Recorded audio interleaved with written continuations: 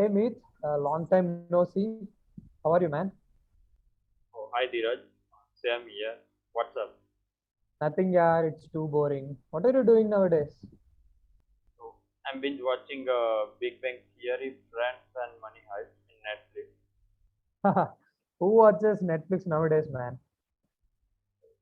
Chalo then, I let my sitcom friends to explain the position of Netflix. So here I call Miss Penny Hofstadter. So this is the general data which we got from the internet, which talks about the various number of web shows released on Netflix up till now. Netflix has 1969 TV shows and 4265 movies on its platform. Netflix catalog has 7787 shows, and among those, 4000 shows are added only in the year 2019 and 2020, which shows almost 53.44% growth. The graph plotted for our country in the bottom left shows the viewing time versus the hours per day. On the next slide, we can see the best 10 genres listed. The top three are the documentaries, the stand-up comedy, dramas, and the dramas. Thus, I will be explaining more about why Netflix is considered the best using few different analysis, and let me talk about the cohort analysis.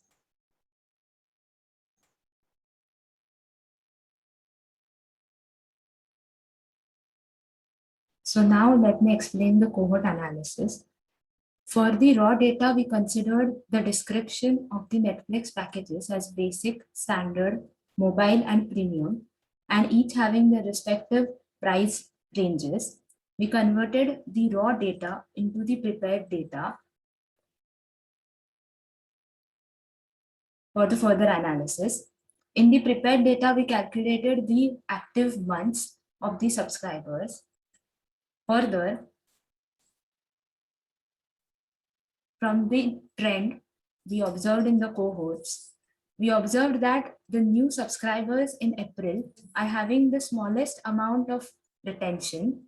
Out of the total 3,059 subscribers, 88.73% of subscribers were retained in the first month of our analysis, which goes to 53.73% by the middle months.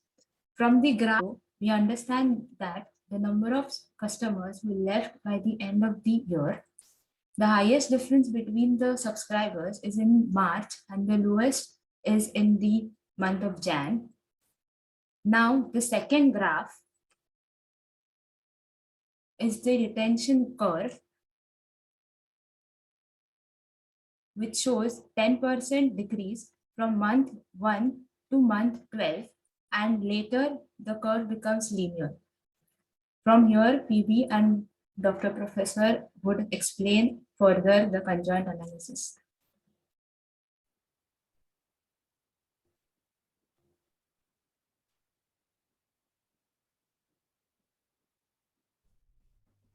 So basically in conjoint analysis, we took our OTT platform Netflix and compared it with other OTT platforms like Amazon Prime, ZEE5, and Sony Live.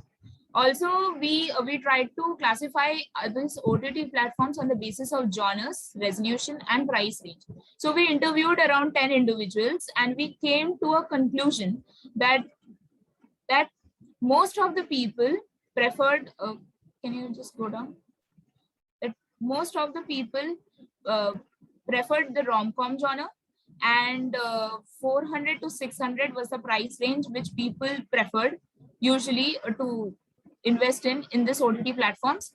Then 4K plus HD was the most preferred resolution among the people. So this is how people chose these OTT platforms.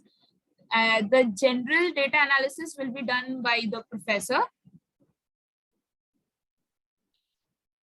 Hey everyone, call me professor, that's what everyone calls me. In this world, everything is governed by the balance. So after an extensive analysis, you'd like to show the visual representation of what the research is. We can come to a generalized conclusion that people usually buys the rupees 200 to 400 pack. A certain amount of people cater to the rupees 400 to 600 pack, which ensures them a premium video quality. Be it a lazy Sunday or a tiring Friday night, people are usually looking forward to watch a sitcom to ease out the stress. Amazon Prime Videos and Netflix are two examples of serious competitors who are head-to-head to acquire as many consumers as possible.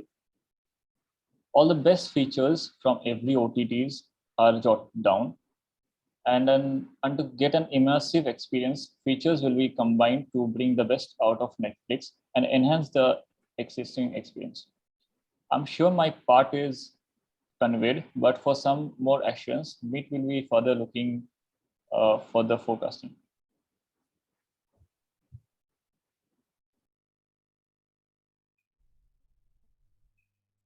So thank you, Mr. Professor. So here we have forecasted revenue of Netflix for year 2021 and 22. So for forecasting, we have used a tool called Power BI. So let me first tell you about the data part that we have taken for forecasting. So we have take revenue data of Netflix from year 2002 to 2020, and using this data, we have forecasted revenue for year 2021 and 2022. So let me show the graph.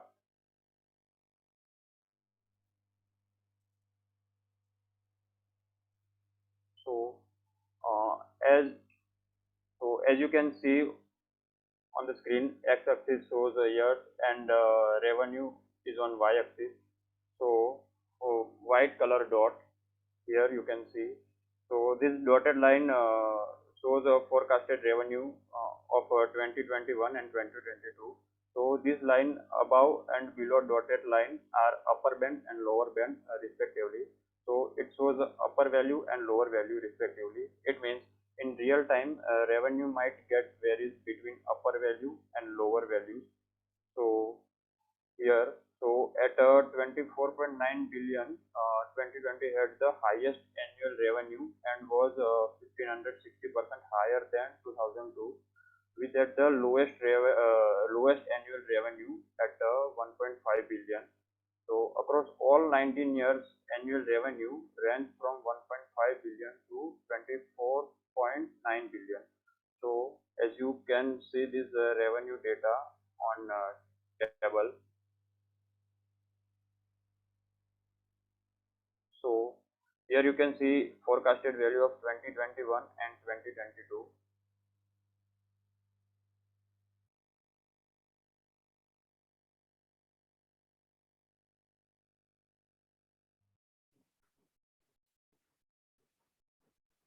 Wow, thank you for the insights to your sitcom friends and also to you, Meet.